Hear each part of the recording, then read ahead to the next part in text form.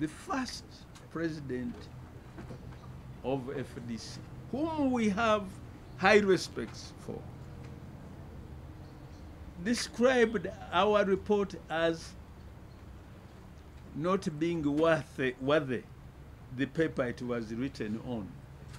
So according to him, even in the paper we wrote on was useless, not worth reading. He further asserted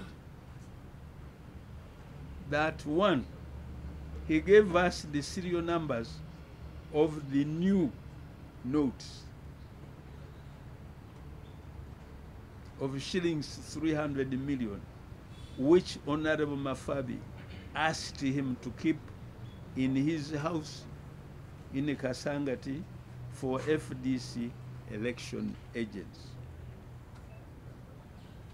He also said that we did not resolve the unresolved data money, and that we did not inquire into the current accounts and the financial records of the party using forensic methods. That in Honorable Mafabi's statement to us, he never mentioned the shillings 280 million which he gave to Honorable Amuriat. He also said that we parroted. A parrot is that bird which Nkusu.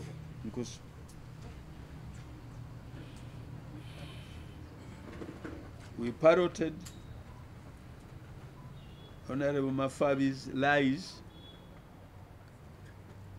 that the shillings 300 million was for party agents.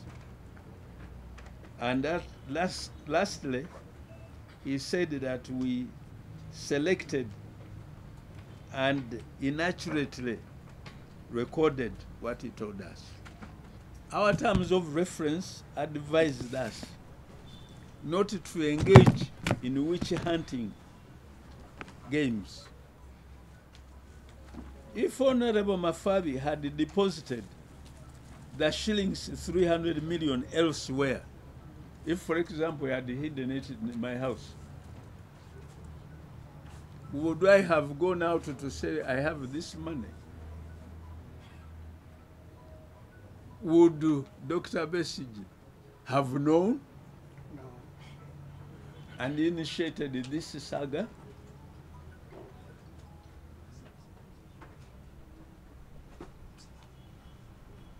Additionally, Dr. Besigye never disclosed to us the name of his informer from State House about the dirty money, as he called it. It is also true that Honorable Amuriat admitted to us that he indeed obtained shillings 280 million from Mafabi for his presidential campaign. Honorable Mafabi was authorized to borrow money by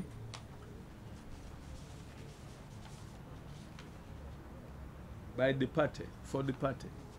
And Honorable Mafabi complied. He also tendered some bank papers which he showed that he withdrew money from his own bank account in Chambo. On the other hand, Dr. Besigye did not prove to us that that money came from State House. I think according to the Monitor today, Dr. Besigye has shown the serial numbers of the new notes of money which he recorded, which he says came from State House. But it is also true that the State House pays money to its clients, suppliers of this or that, goods and services, and that money still ends up in commercial banks. It is also true that the money that Nandala took to Dr. Besigye was not the same money that Dr. Besigye gave back to FDC headquarters.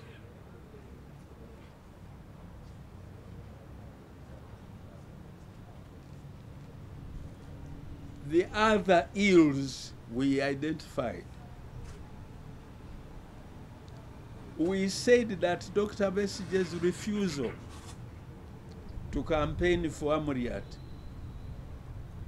in 2020 to 21 disadvantaged other FDC candidates.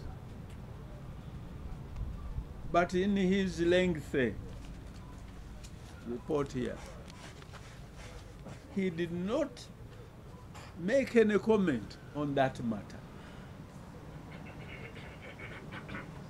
Nor did he respond to our observations on the need for the party to continue participating in elections, while it can also organize other activities to pressurize the government to bring political and socio-economic reforms. He did not say in this report, this paper, publication, anything about the growing disagreements between Katonga, the Katonga group, and Naja Nankumbi. But Katonga is not independent. It's not a breakaway group. It is a part and parcel of Naja Nankumbi. Naja Nankumbi is in charge of implementing the work plan of the party. Our recommendations to make FDC stronger